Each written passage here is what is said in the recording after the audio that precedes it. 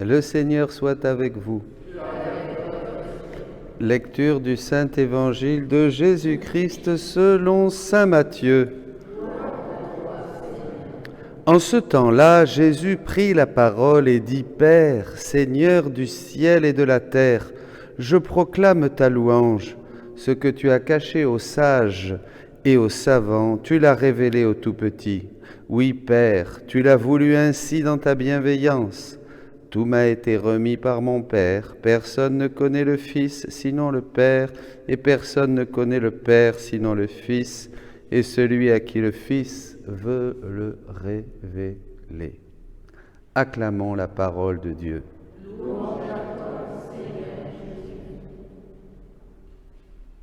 Quel évangile, mes amis, comme j'aime cet évangile. Eh oui, celui à qui, ou celle à qui le Fils veut le révéler, veut se révéler et veut révéler le Père.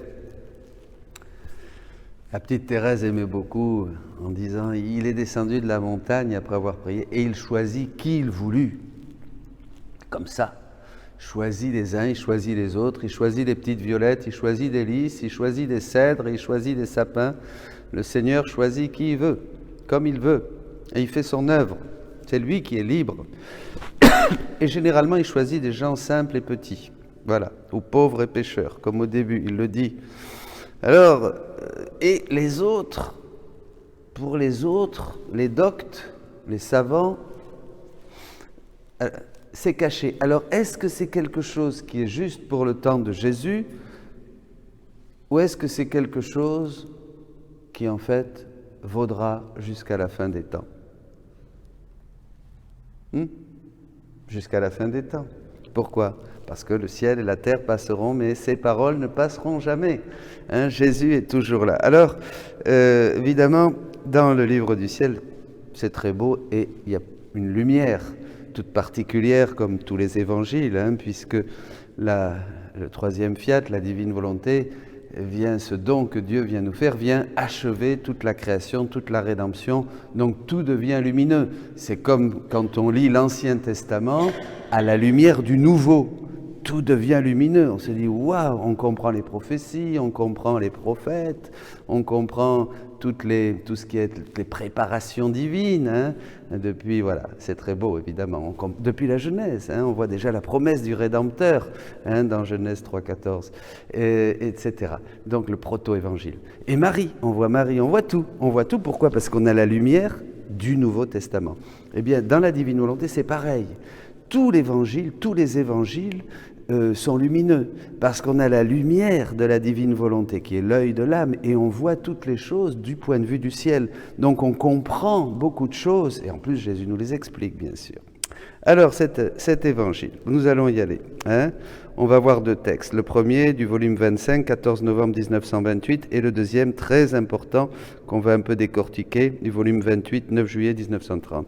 C'est très important, toutes ces catéchèses, parce que vous pourrez les réécouter, les méditer et aller au texte. Et c'est ça qui vraiment nous fait grandir, comme je le partageais avec un frère ce matin, puisque ce sont les connaissances que nous avons qui sont transformantes, qui sont des vérités communicatives qui font grandir notre âme. En fait, c'est le ciel qui vient dans notre cœur par la connaissance, puisque la vie éternelle, dit Jésus, c'est te connaître toi et celui que tu as envoyé, Jésus-Christ. Après quoi, mon aimable Jésus me fit voir tous les traits sous les traits d'un petit enfant. Jésus apparaît à Louisa comme un petit enfant, jetant ses bras autour de mon cou. Il me dit : Maman, ma maman, celle qui fait ma divine volonté devient mère. Mon divin fiat l'embellit pour moi, la transforme et la rend féconde de façon à lui donner toutes les qualités pour être une vraie mère. C'est beau ça, de voir combien nous, entrant dans la divine volonté, évidemment, eh bien, nous l'alimentons. Elle nous alimente et nous l'alimentons. Et nous la faisons grandir en nous, bien sûr, et partout. Partout, nous faisons grandir le règne de Dieu, puisque nous agissons de manière divine. Et continue à former cette mère, voilà, avec les reflets du soleil de ma divine volonté. Et j'exulte et je prends grand plaisir à l'appeler ma maman, ma maman. Déjà, Jésus, dans l'Évangile, disait qui est mon père, qui est ma mère, qui sont mes frères, qui sont mes sœurs. Vous vous rappelez celui qui fait la volonté de Dieu. Déjà, dans l'Évangile, Jésus a tout dit. Et non seulement je la choisis comme mère, pensez à chacun d'entre vous, le Seigneur vous choisit comme mère, mais j'appelle un grand nombre de tout petits pour les donner à ma mère afin qu'elle soit leur mère. Alors là, il fait allusion à Louisa. Je choisis un grand nombre de tout petits. Louisa est la plus petite. Jésus dit clairement que s'il en avait trouvé une plus petite que Louisa, il l'aurait choisie. Il a parcouru la terre et il a trouvé que c'était la plus petite. Bon, il y a eu plein de petites et plein de petits dans la rédemption. Mais Louisa, pourquoi ? Écoutez, vous lui demanderez au Seigneur. De toute façon, c'est ce que je vous disais. Thérèse disait bien qu'il descendit de la montagne et choisit qui voulut. Voilà, c'est tout.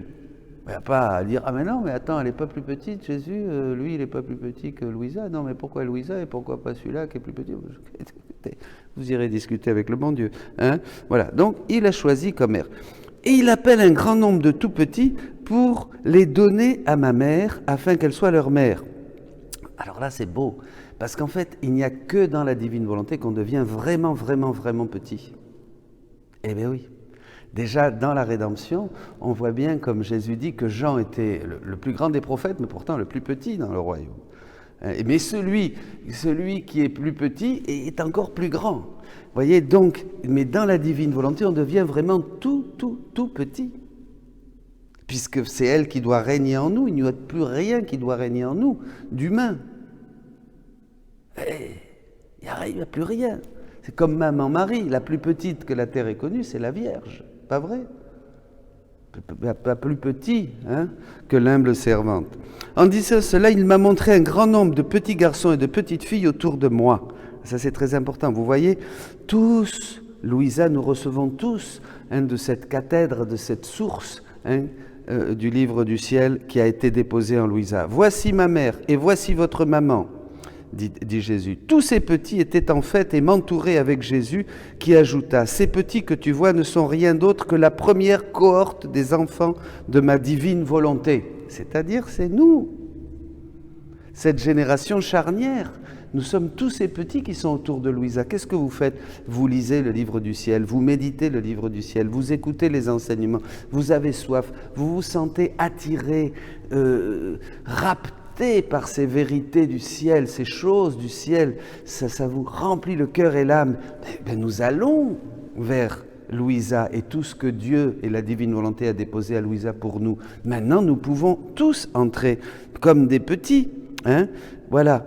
Et en elle, tous seront petits parce que la divine volonté a la vertu de préserver leur fraîcheur et leur beauté, tout comme ils sont sortis de nos mains créatrices. Et comme elle a appelé ta petitesse à vivre en elle, voyez, la divine volonté a choisi la petitesse de Louisa. Pas d'un autre et pas d'une autre. Choix de Dieu. Il est juste que, étant la première, encore, c'est la première, tu sois la petite maman de tous ces petits-enfants. Que c'est beau, que c'est beau. Mon Dieu, volume 25, 14 novembre 1928. Alors maintenant, on va aller un peu plus loin. Donc ça, c'est posé. On a le cadre. On est vraiment tout petit que dans la divine volonté. Et plus on s'immerge dans cette mer de la divine volonté, plus on devient petit, petit, petit, petit. Et on est complètement en Dieu. Et Dieu en nous, et Dieu règne en nous, et nous régnons avec lui. Bon. Ah ma fille, mon crime est toujours l'amour. Ce qu'on reproche toujours à Jésus, c'est d'aimer. Pour ça, on l'a crucifié par amour. Parce qu'il n'est pas crucifié par amour, mais parce qu'il nous a trop aimés. Et c'est aussi le crime de celle qui m'aime. Louisa, mais nous tous. Sans rien trouver d'autre à juger, il juge l'excès de mon amour et celui de mes enfants qui ont peut-être donné leur propre vie pour ceux qui les jugent. Alors là, parce qu'il y avait des prêtres, des hommes d'église qui jugeaient Louisa sur cette familiarité qu'elle avait avec Jésus et que Jésus avait avec elle. Ça peut scandaliser, on l'a vu dans les premiers livres, quand même, voilà. Généralement, bon, alors vous dites que vous êtes dans la divine volonté, vous êtes petits, on se moque un peu de nous, bon, ben oui, ils sont un peu illuminés. divine volonté. Oui, voilà. Moi, je suis théologien, je sais. Non, attendez, ça c'est bien, ça non. Là, bon, on est au-dessus, nous. Vous savez, souvent, l'homme, le savant, comme dans l'Évangile, ça lui est caché. Pourquoi? Parce qu'il est au-dessus du petit. Il est au-dessus. Qu'est-ce que c'est ça? C'est pas le fils du charpentier. Attention là. Oh, il est de Nazareth. On connaît ses frères, ses sœurs, sa famille. Vous voyez, on juge l'apparence. Donc on voit rien parce que c'est caché aux sages et aux savants. C'est caché. Il faut mourir. Il faut se cacher, déjà disait, oh Dieu d'Israël, que tu es un Dieu caché, disait Isaïe. Et comme dit Thérèse, il faut se cacher pour découvrir le Dieu caché. Et cacher, se cacher, ça veut dire mourir à soi. Bon, alors, ils peuvent juger comme ils veulent. Mais quelle ne sera pas leur confusion lorsqu'ils se présenteront devant moi et qu'ils verront clairement que c'est bien moi qui agissais de la manière qu'ils condamnaient. Ça c'est chaud là. Vous savez, on juge, on crie oui, oui. Quand on arrivera devant le Seigneur, on dit pour qui tu te prends toi? Si j'ai voulu me manifester à travers les enfants de Fatima, si j'ai voulu donner un message à l'humanité à travers la petite Bernadette qui savait ni lire ni écrire, ne suis-je pas Dieu et ne puis-je pas faire ce que je veux comme je veux? Ce que je te reproche, mais moi j'ai prêché, Seigneur, mais moi j'ai écrit des livres, Seigneur, j'ai fait des miracles en ton nom, je ne te connais pas. Eh oui, il faut faire attention quand même. Je tremble, faites votre salut avec crainte et tremblement. Je tremble, on tremble devant qui? Devant notre orgueil, devant notre volonté propre, devant cette bêtise qui nous colle à la peau, cet aveuglement, c'est cela qu'il faut trembler. Et il faut supplier le Seigneur tous les jours. En Marie, c'est mieux. Il faut demander à maman Marie qu'elle nous fasse entrer dans sa petitesse pour pouvoir entrer dans le royaume de la divine volonté. Ils peuvent juger comme ils veulent. Quelle sera leur confusion? Et que leur jugement a empêché la venue d'une grande gloire pour moi. Ah, ça c'est terrible. Le jugement, les critères, les lois que nous imposent ces fameux savants, vous voyez, ceux qui ne sont pas en Christ. Mais tout le monde est appelé à être en Christ, je ne condamne personne, tout le monde. Chacun se regarde. Cette parole nous renvoie chacun notre propre conscience. On ne met pas le doigt, on ne jette pas la première pierre. Mais je préfère même dire, le pire c'est moi, qui a lutté tous les jours pour ne pas faire partie de ces savants qui se croient quelque chose. C'est pas quelque chose d'acquis en plus. Il n'y a rien qui est acquis. C'est tous les jours qu'on doit faire les actes préalables et les actes actuels, non? Bon, alors.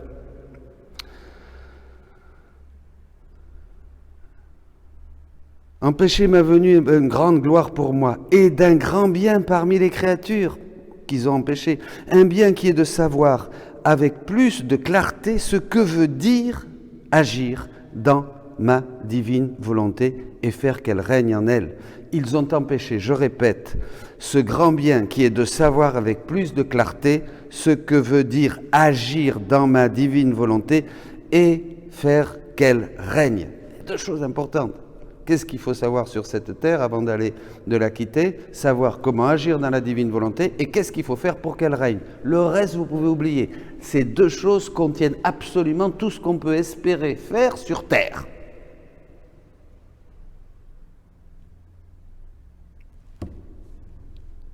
Il n'y a pas de crime plus grand que celui de faire obstacle à un bien. Par conséquent, ma fille, je te recommande de ne pas te laisser troubler, ni de rien changer à ce qui se passe entre toi et moi. Vous occupez pas.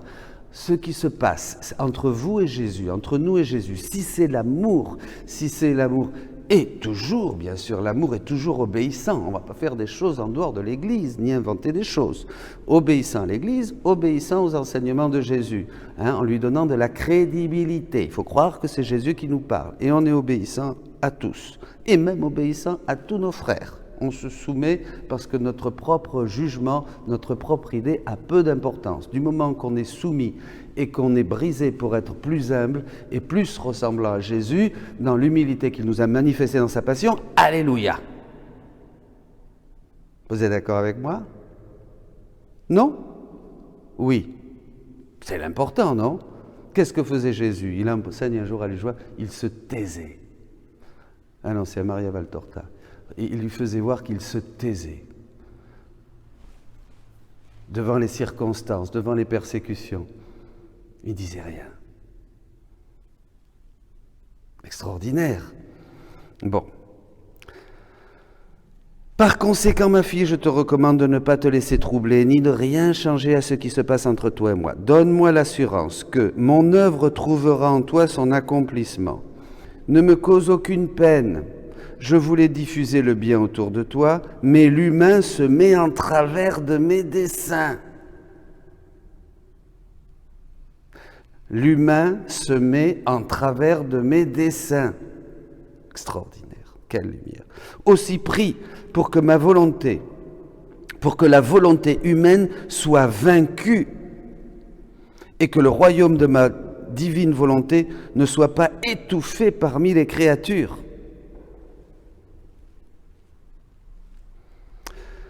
Mais je te dis que les connaissances de ma divine volonté ne resteront pas enfouies. Ne vous inquiétez pas, Dieu sait ce qu'il fait. Elles font partie de ma vie divine, et cette vie n'est pas sujette à la mort. Tout au plus peuvent-elles rester cachées, mais mourir jamais, parce qu'il est décrété par la divinité que le royaume de ma divine volonté sera connu. Donc pas de souci, hein, on peut faire comme disent les actes, faites ce que vous voulez, si ça vient pas de Dieu, ça disparaîtra. Si ça vient de Dieu, vous n'y pourrez rien. La divine volonté va envahir l'Église et le monde. Elle sera prêchée partout. Elle va renouveler toutes les spiritualités. Elle va donner une lumière inimaginable à toute la parole de Dieu, à toute la révélation publique qu'elle va manifester en développant, en explicitant toutes les richesses qui nous ont été cachées. Elle va révéler toute la grandeur des saints qui n'attendent qu'une chose au ciel, c'est que maintenant des petits, c'est-à-dire ces petits qui sont arrivés jusque-là, puissent faire leurs petits actes dans la divine volonté.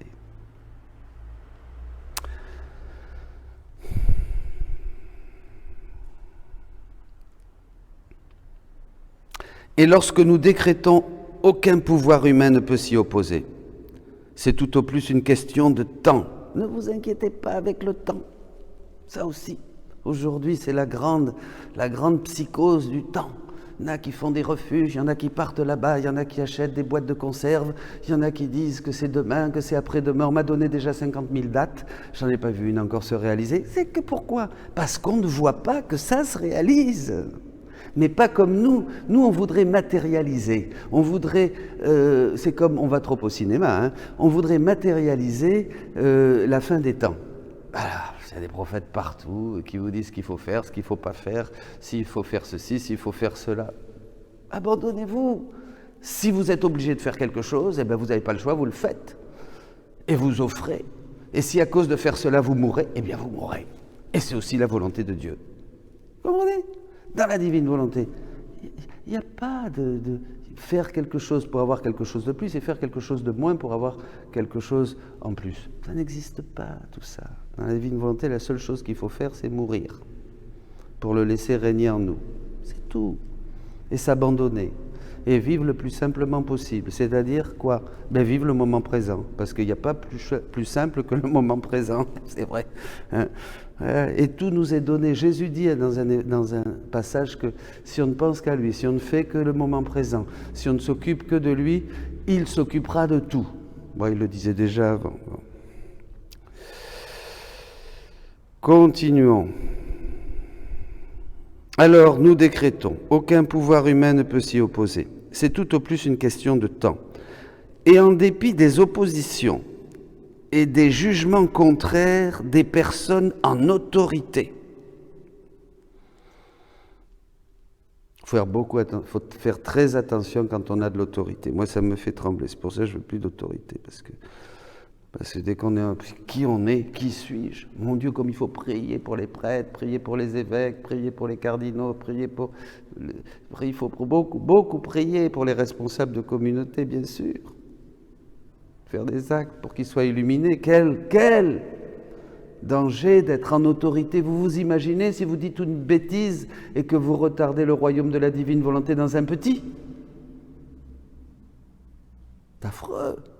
C'est mettre Jésus à mort dans le cœur d'un innocent.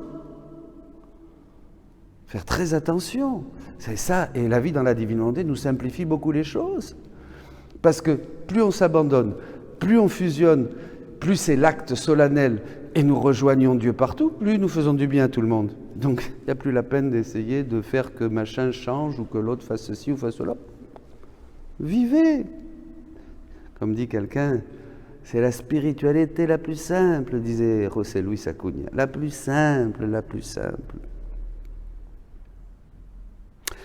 Je ferai comme je le veux de toute manière, malgré les jugements contraires des personnes en autorité. Et si avec leur jugement, ils veulent enterrer un si grand bien et tant de vie divine de mes vérités, chaque vérité est une vie, je les écarterai pour faire ce que je veux en plaçant d'autres personnes plus humbles, écoutez bien, et plus simples. Je répète, plus humble et plus simple et mieux porté à croire en mes admirables et multiples manières d'en user avec les âmes. C'est l'Évangile. Ce qu'il a caché aux sages et aux savants, il le révèle aux tout petits. Et ces tout petits, c'est vous. Multiples manières aux âmes. Et avec leur simplicité, ces petits, étant mieux disposés, bien sûr, plutôt que de chercher des arguties, elles reconnaîtront que ce que j'ai manifesté sur ma divine volonté est un don du ciel. Alléluia, un don du ciel. Et celles-là me serviront admirablement pour propager les connaissances de mon fiat dans le monde. Qui c'est qui va servir Jésus aujourd'hui dans le monde pour propager? L'unique chose qu'il faut chercher, c'est choses du ciel dont parlait saint Paul, c'est vérité du ciel, qui c'est? Les petits. Les petits qui sont dans la divine volonté, pas les autres. Ben non. Ben pourquoi? Ben parce qu'ils ne savent pas. Ils ne savent pas, c'est tout.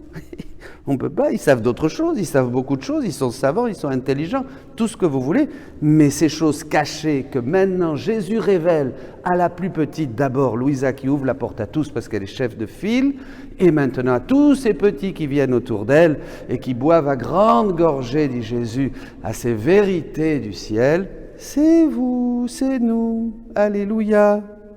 C'est la grande Pentecôte. L'Esprit Saint déversera totalement tout ce qu'il est, en plénitude, dit aussi le Seigneur. Bon, les sages, les savants et les dignitaires qui ne voulaient pas m'écouter.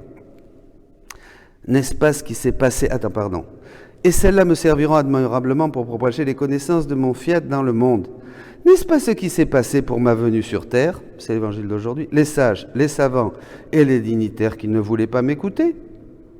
Ils avaient plutôt honte de s'approcher de moi. Eh oui, on se moque des petits, on se moquait des disciples, on se moque des saints, on s'est moqué de beaucoup de saints qu'on a pris pour des fous, des cinglés. Hein? On se moque aussi des âmes dans la divine volonté. Oui, c'est encore un nouveau truc, et regardez-les, bon voilà. Hein? C'est sûr qu'on ne paye pas de mine, c'est caché.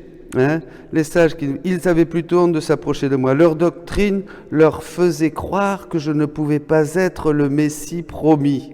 C'est bien ça, le Messie qu'ils ont tellement attendu, quand vient la doctrine et qu'on l'explique, ils voient rien. C'est quand même, faut le faire. Hein? C'est exactement pareil. Après des siècles de saints, d'annonces, de Pentecôte qu'on nous dit et tout ça, quand vient le moment, quand vient maintenant ce grand déversement du Saint-Esprit, eh bien on voit rien. On continue à chercher. Comme nos frères juifs qui continuent à attendre un Messie. Il est arrivé, c'est dommage, ils ne l'ont pas vu passer. Eh bien maintenant, le royaume de Dieu s'installe sur terre et il y en a beaucoup qui ne vont pas le voir. Parce que c'est caché aux sages et aux savants et c'est révélé aux tout petits. C'est clair, c'est merveilleux. Quel bonheur. Et je les ai écartés pour choisir les humbles, les simples et les pauvres pécheurs. Ça, c'est la troisième catégorie, c'est celle que je préfère. Humbles et simples, j'en sais rien, mais pécheurs, ça, je suis sûr. Alors, voyez, c'est vieux ce qu'il faut se dire. Hein. Et les pauvres pécheurs qui m'ont cru, Et je m'en suis servi de façon admirable pour former mon Église et propager le grand bien de la rédemption. Amen. On l'a vu, ça, la première qui va annoncer aux disciples la résurrection, c'est Marie-Madeleine. C'est extraordinaire, quelle consolation. C'est la première, vous vous rendez compte, Bon, voilà. Je ferai la même chose pour le royaume de ma divine volonté. Voilà, c'est clair. C'est pas la peine de penser que Dieu va faire différemment. Il va faire exactement la même chose. Il va chercher des humbles, des simples et des pauvres pécheurs pour faire connaître ces vérités du ciel qui nous font entrer dans le royaume. Maintenant, ainsi ma fille, ne te tracasse pas. Là, Jésus nous parle à tous. Ne vous tracassez pas en entendant parler de toutes ces difficultés qu'il soulève. Donc, ces personnes, ces sages et ces savants. Et ne changeons rien à ce qui se passe entre toi et moi. Ça, j'aime beaucoup. Continue à faire dans ma divine volonté ce que je t'ai enseigné. Continuons. Ne change rien. Cette intimité, cette folie d'amour, cette petitesse, ce bonheur que tu vis dans ton cœur avec moi, avec ton Jésus. Parce qu'il n'y a pas de maître, il n'y a pas de clé, il n'y a pas de porte, il n'y a pas de chemin dans la divine volonté, dit Jésus. C'est Jésus notre maître. C'est Jésus qui nous parle. Vous comprenez ? Ça aussi, c'est une ambiguïté qu'il faudra éclairer.